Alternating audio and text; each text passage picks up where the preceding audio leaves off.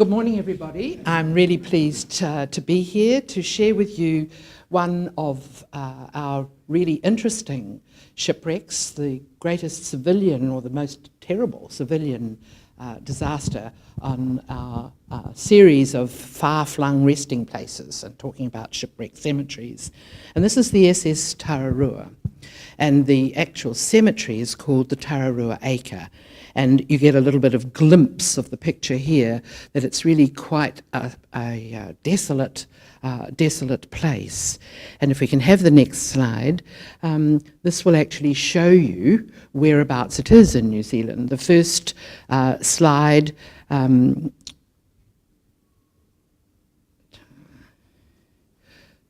which shows the bottom of the South Island, and then it's really on this little point here that this incident occurred on a reef.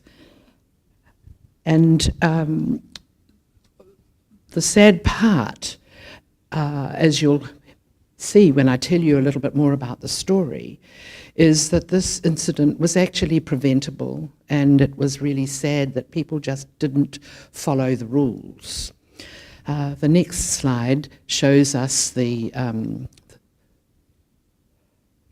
ship.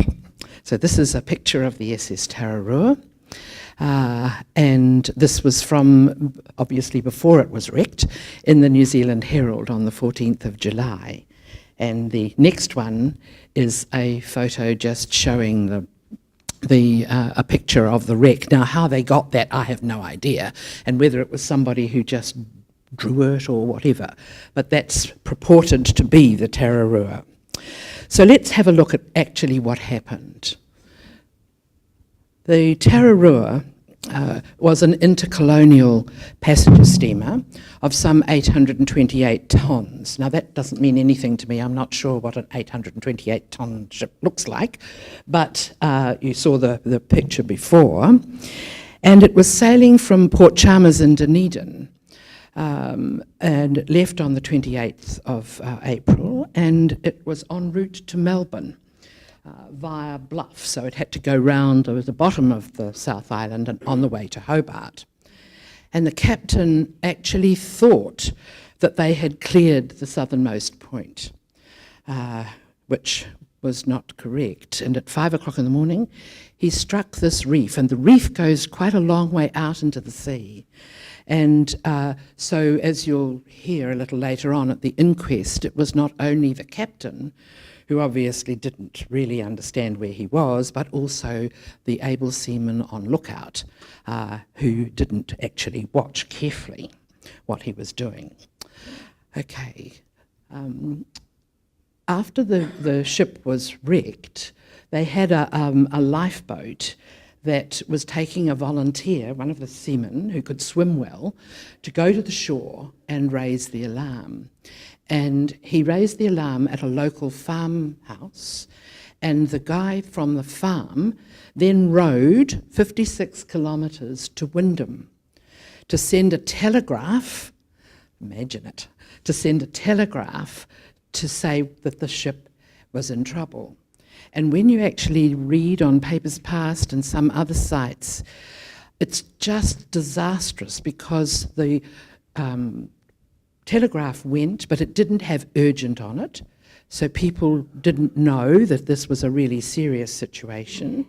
And when it went, it also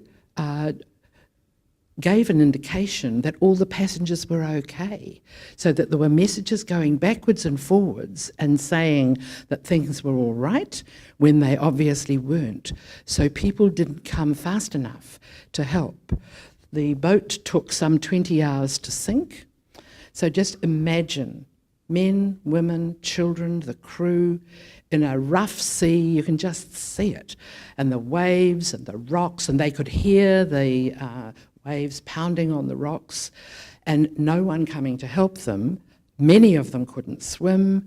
The lifeboats, there were not sufficient lifeboats, and people just, even if they could have put the lifeboats out, it would have been difficult to get people on, because this was in the dark. And so while attempts were made to get them off, the rising sea was it just really was too difficult for them. So, what happened? 151 people died. Of those, 104 were passengers and 27 crew.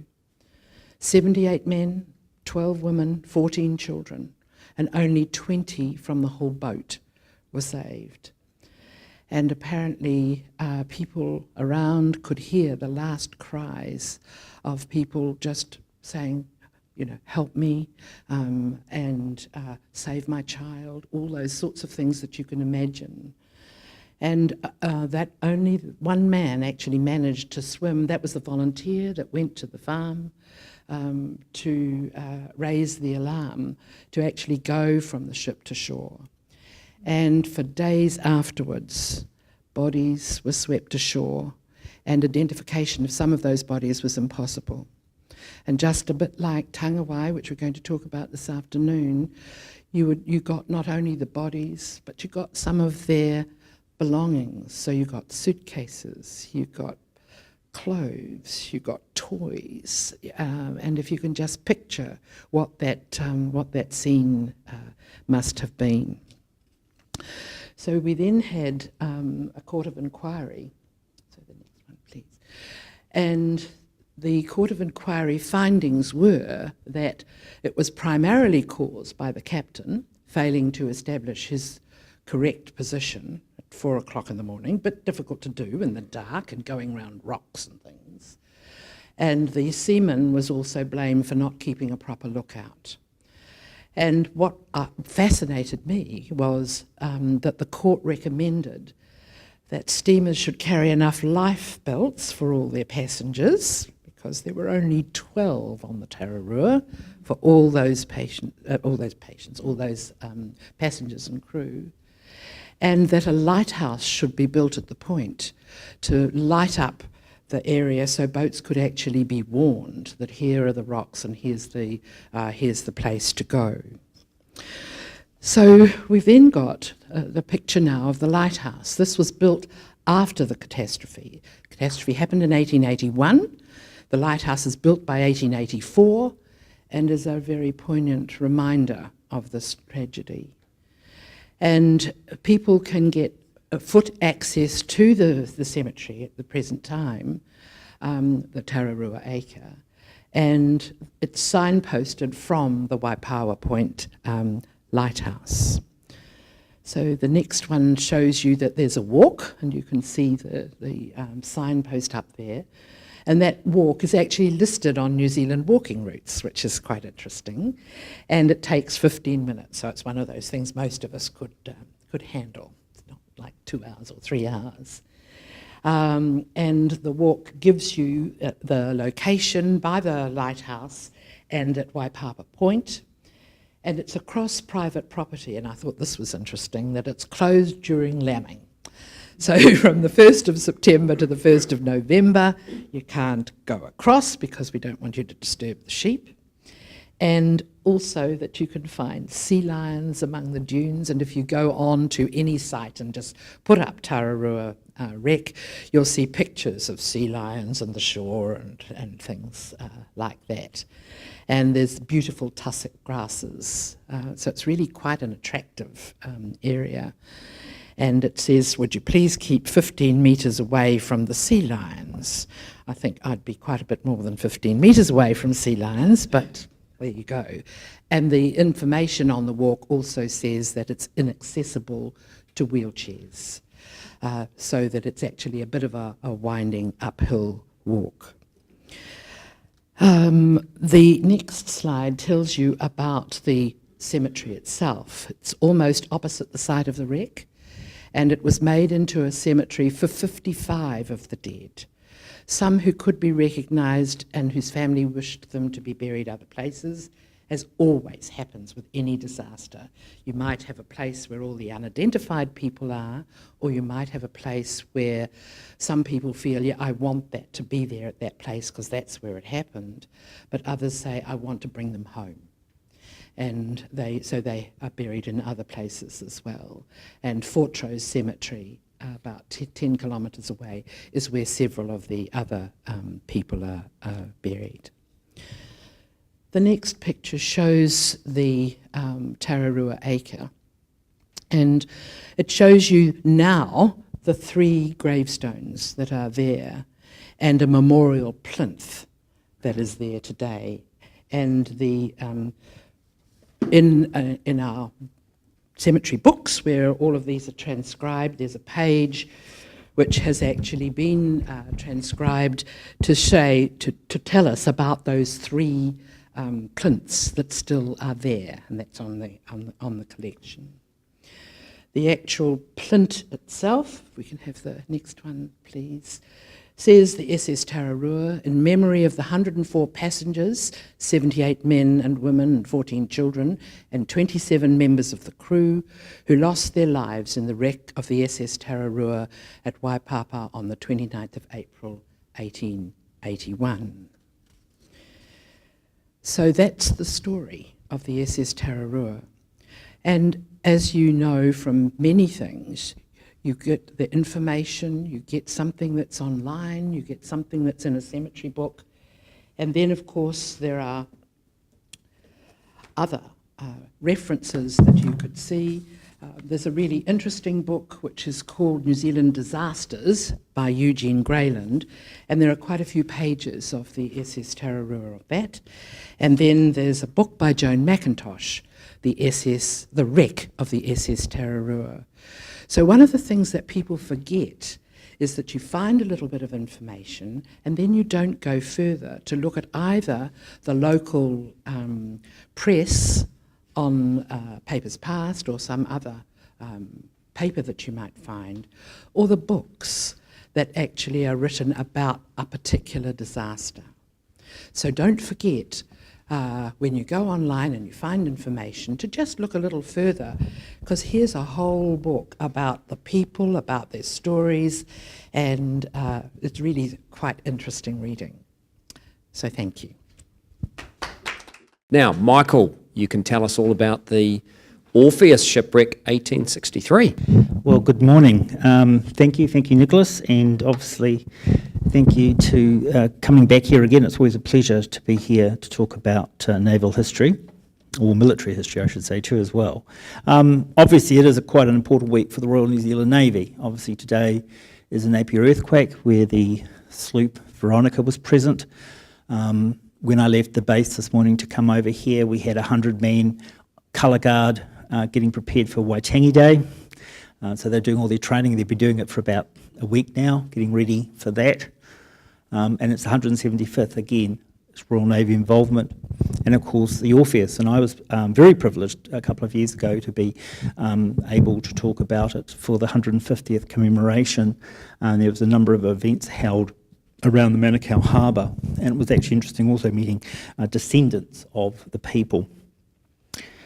So it is the worst maritime and naval disaster in New Zealand's history. The Orpheus was a flagship of the Australian station, and she was lost on the 7th of February 1863 at the Manukau Bar. Governor Grey, in a dispatch to the Colonial Office in London, described the tragedy as melancholy and lamentable. And 152 years on, one still wonders how a ship of the world's most powerful navy was lost on that day. Well, what kind of ship was she? She was built as a Jason-class wooden screw corvette, one of 6 that were built for the Royal Navy. She was laid down in 1858, launched in June of 1860, completed and commissioned into the Royal Navy in October of 1861. So she was brand new. So this is brand new technology as well. She displaced 2,400 tonnes, was 68.5 metres in length, and had a draft of 5.79 metres. Most importantly, she had 4 coal-fired boilers that powered a steam engine at a maximum speed of 11 knots. Her telescope funnel could be raised or lowered, and the screw could be raised as well. And this allowed her to use sails and save on coal. And as common as you can see, she carried a full set of rigging. We tend to talk about these ships in naval history as a transitional ship, much like the Tararua. carrying a full set of sails, but also using a coal-fired engine. She was armed with 28-inch smoothbore muzzle-loading guns, weighing about 9 tonnes each, that fired an 80 kilogram shell. She had 10 of those port and starboard fixed in position, and another 2 110-pounder Armstrong breech loaders that could be pivoted. This gives you a bit more of a plan. To man and sail the ship required 240 officers and ratings, although on this voyage her complement was 259. Now, she was specifically designed to be used on the Australian station. Now, she had a brief deployment in North America before she arrived in Sydney on the 20th of March 1862. In early 1863, the colony of New Zealand was asking for naval support. Now, the Colonial Office did meet some requests, especially where there seemed little harm in doing so, if only to assuage Governor Grey, who was seen to be most bothersome in London. One such occasion would be to send the Commodore of the Australian station to New Zealand. Thus, Orpheus was sent. She left Sydney on the 31st of January 1863 under the command of the Commodore, William Burnett. He was ordered to consult with Governor Grey about the situation in the Waikato. Although she was supposed to arrive in Auckland in Waitemata, decision was made by Burnett during the voyage to join the warships Niger and Harrier in the Manukau harbour and possibly look at the Waikato River. After a pleasant cruise across the Tasman, the west coast of New Zealand was sighted just before 7 o'clock on Saturday morning, 7th of February, and she approached the Manukau harbour. And this gives you the kind of idea of the guns, as you can see. Big hunks of metal.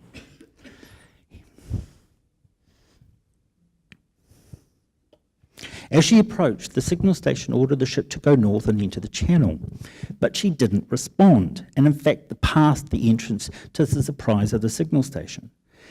That was because Commodore Burnett had not visited Manukau before, and the navigator aboard was relying on a chart from 1853 that had the passage marked 1 kilometre southward of its current location, and as we know, bars move. Frederick Butler, a rating aboard the ship, knew and he was aboard the ship in the brig for desertion from Harrier in Sydney. He knew the ship was in the wrong place because he had crossed the bar before. The real tragedy, I think, is that the knowledge that the passage had moved northwards was known to the Royal Navy in 1861. That was because HMS Miranda had been in New Zealand, visited the Manukau harbour and communicated the updated information to the previous Commodore of the Australian station. The 1853 chart's directions for crossing the bar noted will lead over shallow and dangerous waters. Signals came from the station to take the bar. This was followed by a signal to keep water port. Evidence of one of the Orpheus' signalmen at the inquiry indicated this had been communicated to the sailing master. By this time, Commodore Burnett, Commander Burton and Sailing Master Strong sensed that something was wrong with their charts. At this time, the signal was sent advising the warship that it was dangerous and the ship should stand off the bar. Butler, below decks in the brig, was calling out desperately to be released as he realised all too quickly that the ship was on the wrong course. After speaking to the sailing master, Burton was taken to Burnett and Commander Burton. And it was here that Butler stated the ship was going wrong. This disturbing news soon reached all the men aboard. Seeing the chart being used was incorrect, the frantic Butler pointed out the correct entrance. Commodore Burnett immediately ordered the helm to be put a starboard and the engines reversed, but it was too late. She struck the bar at 8 knots, slewing around to broadside on the sea as the signal master watched helplessly from the signal station. As soon as she struck that bar, it was chaos. Guns came loose and other gear slid around the deck. Men were knocked off their feet and waves began to pour into the lower decks. Moments earlier, men had been looking forward to docking in the harbour, and now their lives were in peril. Some ratings and midshipmen on the main deck were badly injured and killed by the guns coming loose. And you can imagine a 9-ton gun. You can't stop it, and it will just go wherever it wants to go. But naval discipline took over. Directed by Commodore Burnett and his officers, the ship's company began to desperately lighten the ship. The initial crashing waves prevented the ship's boats being launched. So Burnett ordered those who wished to save themselves to get a launch overboard and attempt to make the shore. It managed to get away, but was struck by a wave and hit the warship and sank, drowning 40 men, while the men still aboard looked on in horror. She began to be pounded by the sea. Men were being washed overboard and drowned. Rescue must have seemed very distant at this point. Despite this hopelessness, courage and commitment and comradeship seems to be a part of the Royal Navy story in the Orpheus. Many helped each other into the rigging. Some midshipmen risked their own lives to bring injured men into the tops. And this is the part of the legend of the tragedy, to me, that remains a vivid image 152 years old. But by this time, the men were in the rigging, barely hanging on for dear life. They were heard singing and cheering in an effort to keep spirits up. Commodore Burnett ordered another 2 ship's boats to attempt to reach the shore. One was a ship's pinnace with a paymaster carrying the ship's papers, and the other was commanded by Lieutenant Hill. After hard and exhausting rowing, much like Tararua, both successfully reached safety. Captain Wing, who'd run the signal station, exchanged his boat for the Orpheus's boat and headed back out to try and rescue more men with his 4 Maori crew. The steamer Wonga Wonga stood off about 200 metres from the smashed ship and tried to bring survivors to the steamer, where the men were given blankets and food. Only the strong swimmers who'd survived the initial striking of the bar were able to be saved. Many men drowned trying to reach safety, but most of the ship's company still remained in the rigging. Commodore Burnett was on the mainmast with his officers, and about 8:30 p.m. that night, when this fell, the men perched upon it were heard to give 3 heart-rending farewell cheers, answered by the men in the other masts, which then soon followed the mainmast in the sea. Commodore Burnett was seen by a survivor to have drowned after being hit by a wooden spar. Of the 259 officers and ratings aboard, approximately 80 survived. Of those who lost their lives, approximately 60 bodies were recovered. And amazingly, Butler, the man in the brig, the man that knew the ship was going wrong, survived. Commodore Burnett, Chief Boatswain John Pascoe, Assistant Master Taylor, and an unidentified cook were buried in the Simon Street Cemetery. When the Grafton Gully Road was built, they were cremated and their names placed on the memorial wall.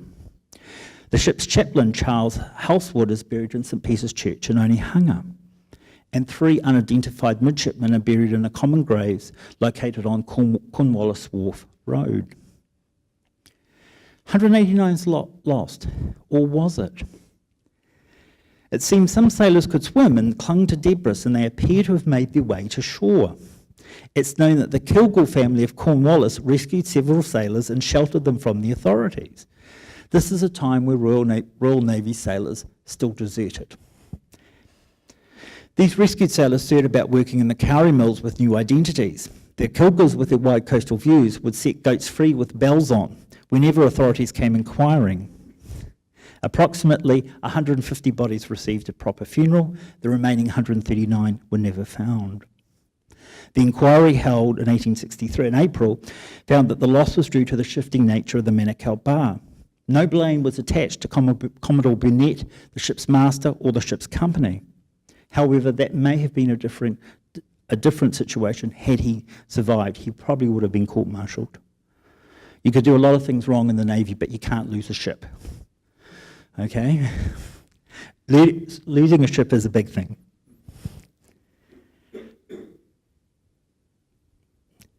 Men were awarded medals for attempting to rescue. Humane medals were awarded, and £10 were given to the Maori crew, one of whom actually rescued the son of the Governor of Victoria.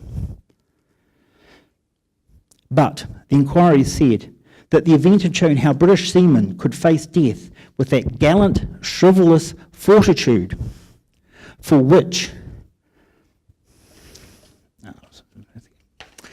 they are proverbial, and which would be held up as an example for others in later days.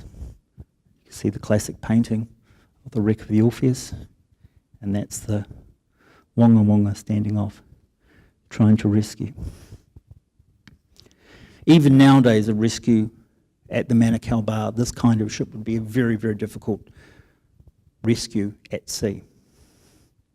Signalman Wing was also exonerated and found that the correct signals had been semaphored from the shore station and that the signalman had discharged his duties faithfully and faultlessly. This disaster on the 7th of February 1863 is not the fault of one man, but it's a combination of factors, and we often talk about some disasters being a catastrophic chain of events, and I think this is it. You could easily point the finger at any number of individuals, but it's usually a series of decisions. The men in the Orpheus on the morning of the 7th of February 1863 would have not known that their decisions that would be made would lead to such a disaster. So let me end today on a contemporary poem. The safe stood on the steamer's deck, straining their eyes to see their comrades clinging to the wreck upon that surging sea. As they gazed into the dark, upon their startled ears, there came that fast sinking bark, a sound of gallant cheers. Again and yet again it grew, then silence round them fell, the silence of death, and each man knew it was a last farewell. Thank you.